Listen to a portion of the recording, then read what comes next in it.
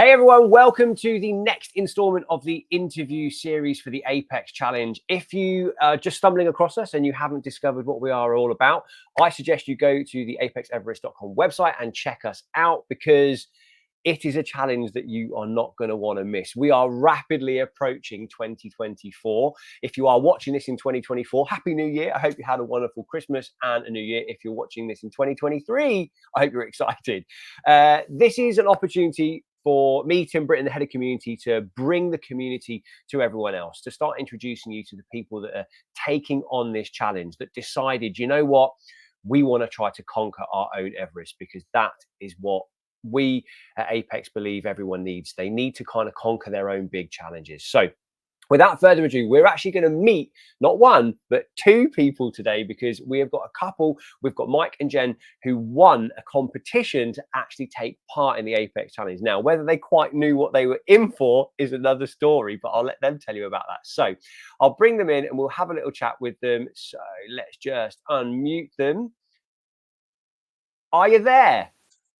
Hi there. We're here. We are here.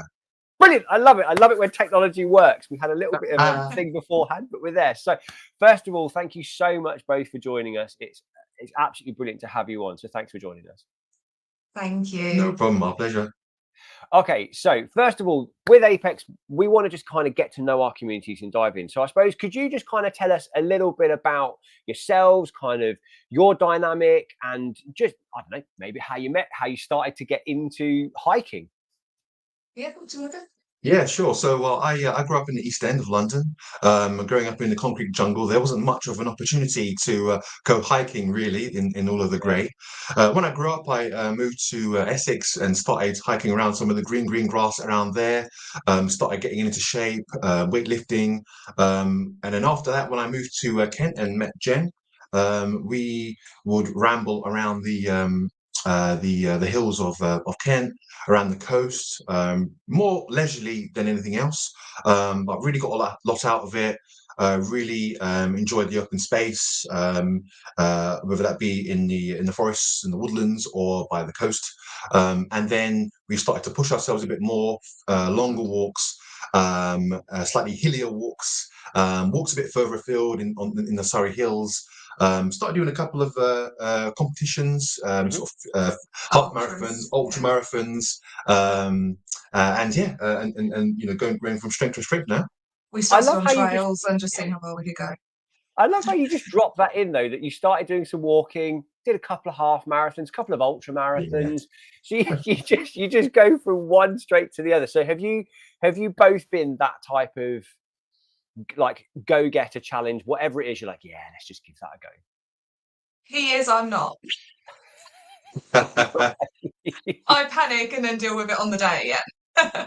Right. Okay. So Mike, you're the kind of calming influence of the pair, and I think so. I think so, Tim. I think you know, when we get, you know, when we get the opportunities to, you know, go to beautiful parts of the country, the Lake Districts, the peaks, Northumberland and the like as well, you've got to really grab it with both hands. And I sort of tell Jen that, you know, we could sit in front of the TV and watch another episode of this or that, or we could, you know, get up in the green and really embrace it. And that's what we do. And we love it. Yeah, 100%. I had a friend who used to say there's so many strange ideas, and one of the worst ones is that we sit on furniture watching another piece of furniture for most of our time off, and that's what we. And I love it when people kind of get away from that. So, going into next year, then 2024, have you guys got any other kind of races, challenges that you've already kind of penciled into a calendar? Do you like schedule out your year, or is it just very much fly by the seat of your pants? Yeah, so we've got the whole year booked out, to be honest, up until I think it's October is our first sort of 3 month. We're doing a few national trails. We're doing the North Downs. We're doing Great Glen up in Scotland. We're doing a Fife pilgrimage one as well. So we'll be backpacking all of those. Mountain wise, I can't think off the top of my head. Oh, we're just doing Ben Nevis, so because we're up in Fort William. So that'll probably be the only mountain that we do before the challenge, to be honest with you, apart from that. Fenton, of course. Oh yeah, but that's we can't. Yeah. So just a lot of backpacking and a lot of long distance. Nice. Well, I think that's one. I think that's tremendous training to kind of get you in, because I think one of the biggest things with Apex is obviously the sheer mileage that's got to be covered. And so what's the biggest? Because you guys have done. I've seen, and I was looking through your Instagram account, and we'll link all of that below and things. But you guys have done some big long treks, and I've seen you really are carrying some big packs, almost like military style Bergens on your back sometimes. So you're kind of really used to toughing it out and going against the elements. Yeah, we need to work on lowering the weight pack. Definitely, that is an issue. I sort of pack the kitchen sink when I go backpacking. Yeah, Jen, she packs the kitchen sink and the bedroom and everything else. I'm the sort of guy that says if there's a wet wipe, that's totally fine. If not, then we'll just deal with it. So some of the hikes we've done, we did the West Highland Way. That was pretty amazing. Saxon. We did the Saxon Shore Way. The old Kentish shoreline. Down from Gravesend down to Hastings. That was pretty amazing. We did the circumference of the Isle of Wight. That was pretty wild as well. That was a good introduction into how ultras don't always go to plan. So we were due to do the 100k, and just for health reasons, it didn't work out on the day, and we had to finish at 50k. So we learned a lot about what happens when it doesn't go to plan, and still feeling proud afterwards, because it's disappointing if you've set yourself a challenge and it doesn't quite go right. Okay, so this is quite interesting, because we were talking in some of the previous interviews about the challenge not being, because obviously to scale the height of Everest, it's 9.2 times we have to ascend and summit the Helvellyn Peak, which is a huge undertaking. It's no easy feat. But that doesn't necessarily have to be everyone's Everest, because if you ascend 2 or 3 times, that's still an amazing challenge to accomplish. So would you mind just kind of speaking about like that particular experience a little bit, and how you kind of still found a sense of pride and achievement, even though it wasn't necessarily the goal you were aiming for? To me to do that one, it was mainly me. So we were part of a team. There was 3 of us, a guy who hadn't really done any walking before, sort of on scale. We'd come up to the 50k mark. We'd stopped for a few seconds and he'd gone ahead. So we lost him, sadly, right at sort of the last sort of 2 kilometers. We didn't know during that sort of 2 kilometers, he had got really poorly as well. Mike was fine. Mike could have carried on. But in that last 2 kilometers where we just stopped for a second, I have got like a chronic illness, which I sort of battle against when we're doing these ultras. And it just flared up so badly. And it was heartbreaking, to be honest, because I'd set myself this 100k. So 50 felt like a failure, as opposed to a few days later, seeing that 50 was a real achievement. 50 is more than what some people will do ever. And was still more than, what doctors had ever said I could do. So I had to change my mindset. And when we met the friend at the 50k mark, he was upset too. I was upset. It was a lot of emotions, but it really did actually teach me to view it differently. 50k was a tremendous achievement. My body just wasn't going to be able to do it on that day. I'd like to try again, but if it doesn't do it again, I'll still get another 50k. I was more frustrated that Mike didn't carry on because he was ready to go, but he was sticking with me and our friend. But it was changing our mindset.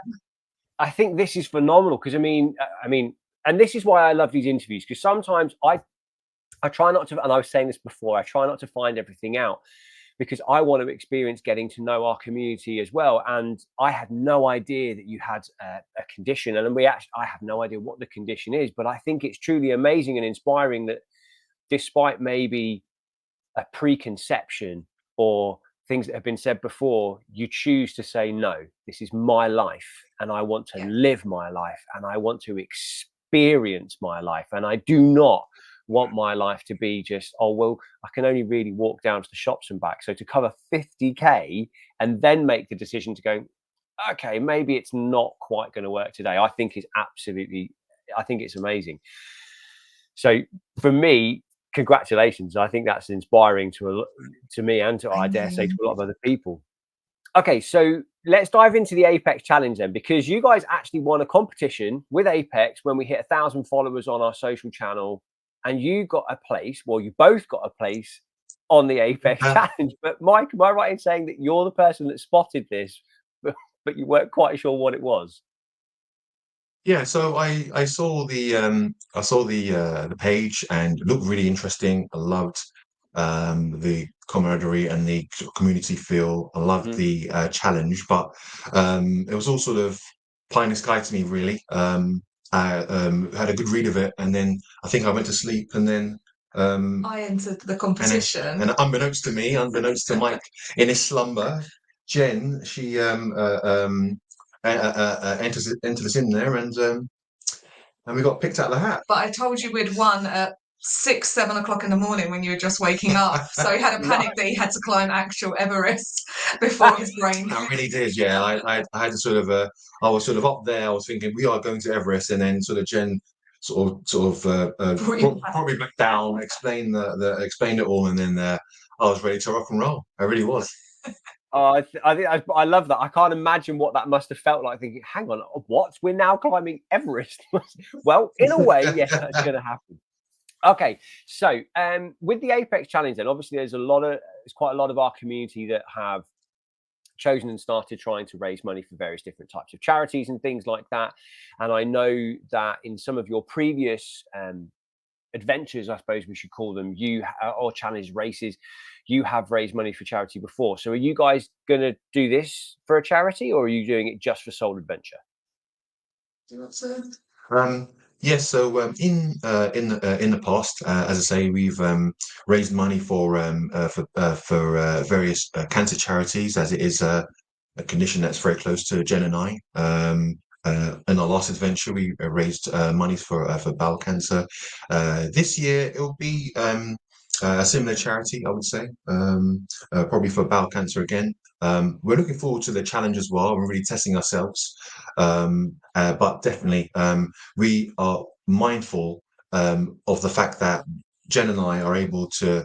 I've been given the opportunity to participate in this adventure, but the people around us and so some people that aren't with us haven't got that opportunity. So we're going to grab it with both hands, and if we can shine a light on these causes, then we definitely will do.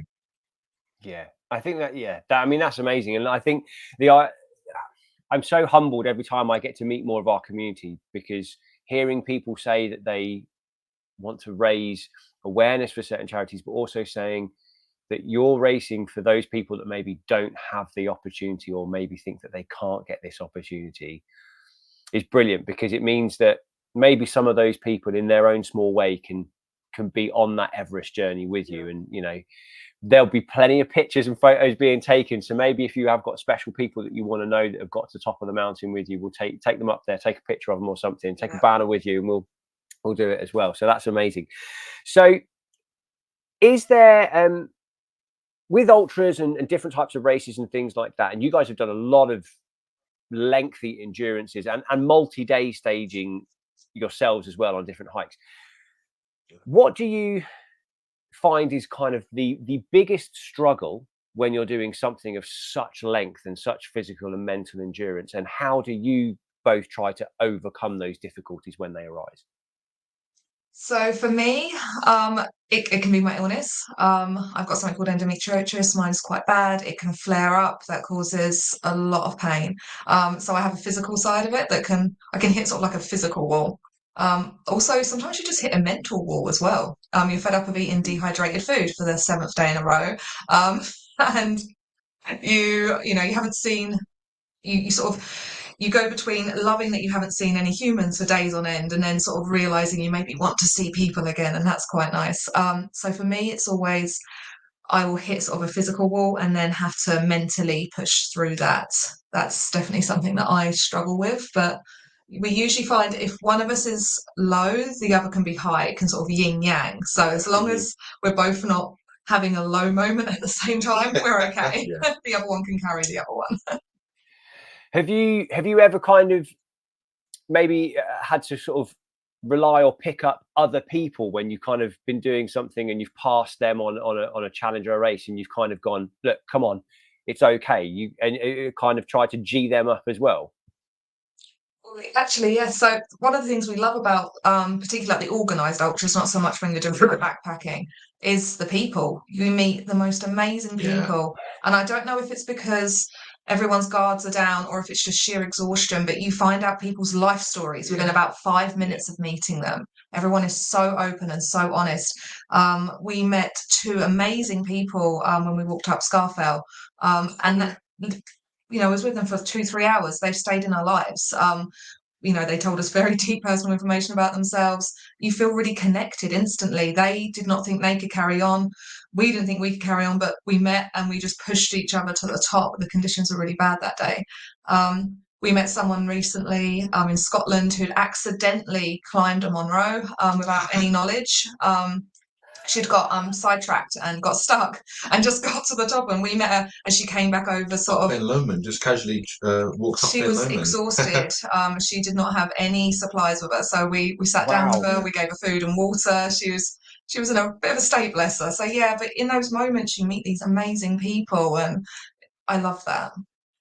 Yeah, and I think that's one of the things that we're super excited about when we have this event, because we know that it's going to be going on, and we know that we've got that nice kind of hub down the bottom for people as well. But it is knowing that you're going to be passing some people kind of continuously a little bit, and there will be some dark moments, but it's going to be such an amazing kind of challenge and adventure to do.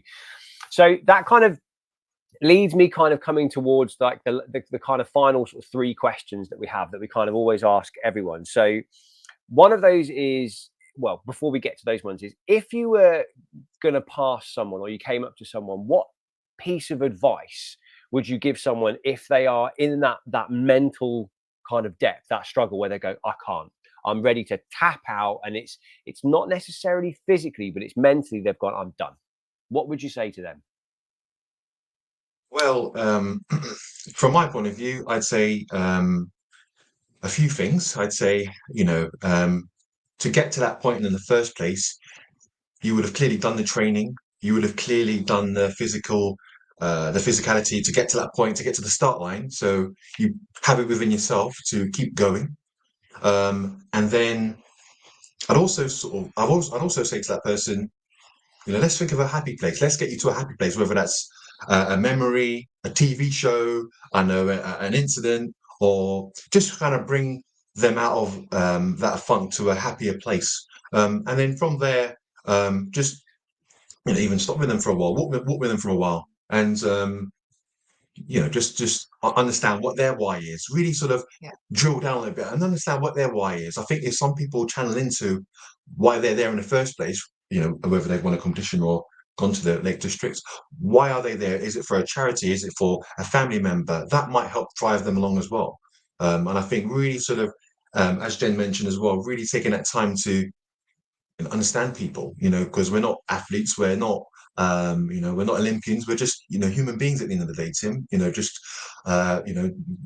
living our lives and just trying our best to to better ourselves and to get to that finish line, whether that's nine and a half times, whether it's just a one time, Tim. Yeah, I think I the more I listen to you two, I love it, because the way that you speak about people and the way that you instantly like, no, stop, be with that person, spend time with that person, help that. I love it, and I think that's what the ultra community really does do. It offers that camaraderie, and I love it, because what we're also doing is these interviews give us opportunities to give tips and tricks to other people. So building that bank of happy memories, building those moments of going, oh, that joke or that TV show where that bit happened and that was really funny. That's a great little thing. So, okay, so here we go. Here's our 3 questions for you then. So the first one is, what is one of your happiest or kind of inspiring or captivating moments that you've ever experienced in a walk or a challenge? You want to go first? Well, we did the Isle of Wight challenge earlier this year, and we came across a lady, an individual, and her team who had she had stage 4 cancer, and she was full of beans. She was full of beans. She was rocking and rolling, and she was heading straight to the finish line, and she finished as well. And she did as well, and she was full of beans, and I was like, I want some of her beans. And she was so happy, and we sort of saw her briefly, and then she marched on, and I was like, oh, why am I so knackered, and why are you so full of beans? And it was amazing to see, and that really sort of inspired me to push on. Really did. It was so good to see. 100%. For me, I have my heart in Scotland all the time. So some of my sort of my strongest things have been when we've been hiking in Scotland, even if it's not quite as inspiring as that lady because she was incredible. But when you see sort of nature, when you get to see sights that not everyone can see, some people like yourself that have grown up, in concrete jungles, when you get to go on top of a mountain and you see just how Yeah. tiny you are Yeah. compared to the rest of the world, that for me is, that's awe-inspiring. I love that. I agree wholeheartedly. With both things sound amazing. The experience of that lady sounds fantastic, and It's it would have incredible. been such a humbling kind of experience to see that and kind of motivate me. But then I saw a video the other day of some friends that had gone hiking, and it was all kind of snowing at the top, and it had been, and I just looked at it and thought, it just looks like an adventure. It just looked like a playground, and I was like, that's just amazing. So I completely get the nature inspiring as well, and the beautiful sights. Okay, so if you had to try and describe Apex in one word, so the Apex Challenge in one word, what would that one word be? I was thinking about this actually for a while, and I think the word that I came up with, Tim, is transcendence. I think this event will enable not just me and Jen, you, Tim, everyone that will be on it, to become more than who we are. Before, on the lead up to it, during it, even afterwards as well, Tim, because it's going to be pretty wild, to say the least. A range of emotions we're going to go through. The physicality is going to be a lot, but afterwards we're going to feel so much more. We'll be different than when we came. So I think we're going to transcend into something more than who we are now. That's beautiful. I love it. I can't talk about that. So. At least I think so. I think that's amazing. That's absolutely fantastic. Okay, and I suppose the final question that we have, which is a little bit of a broad question, but what's your Everest? What is the one thing? What's your Everest? What are you most trying to conquer or overcome, do you think, with this challenge? So for me, it will always be, obviously, I am aiming for that 9.2 times, but it is the knowledge that if I only do 7, that is still Everest. My body will do as much as it can do on the day, and my mind will do everything possible. But whatever I can achieve, which fingers crossed will be 9.2, will be Everest. The fact I've had doctors tell me that I cannot do the things that we currently do. So it's a real nice way of sort of being a bit smug and pushing myself as far as I can possibly go. So whatever I achieve will be Everest, to be honest. Brilliant. And what about you, And for Mike? Are you me, saying? from me, Tim, it's less than a place. It's more of a perhaps maybe a concept, really. I've been fortunate to from my sort of beginnings in the East End to be at the heights of Scaffold Pike and all around the country, seeing some beautiful scenery. What I'd like to do is continue to sort of ascend in terms of my adventure, and if I can, perhaps maybe some people that look like me or sound like me might look at our page and say, I recognize that guy.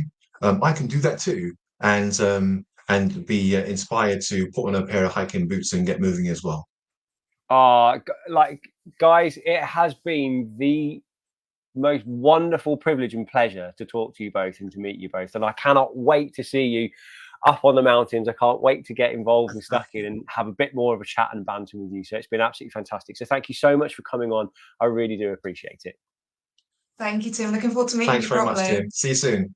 Okay, great, brilliant. Now, if there is anyone out there that is still thinking about the Apex Challenge and you're wondering, oh, should I not go for it? Watch it. Listen, if those two people have not inspired you and not made you feel like we can all achieve something more, we've all got more within us than we actually believe, I don't know what will. But that's an amazing. So thank you so much for tuning in. Please make sure that you like, follow, subscribe to all of our social channels. With any of the interviews, please go back and watch all of them. There is going to be links below for any of the charities that people do decide to raise for. So if you want to try and help, and please do make sure you do help everyone out to raise as much money as they possibly can. But it's been great, and I'll catch you in the next interview series. Take care.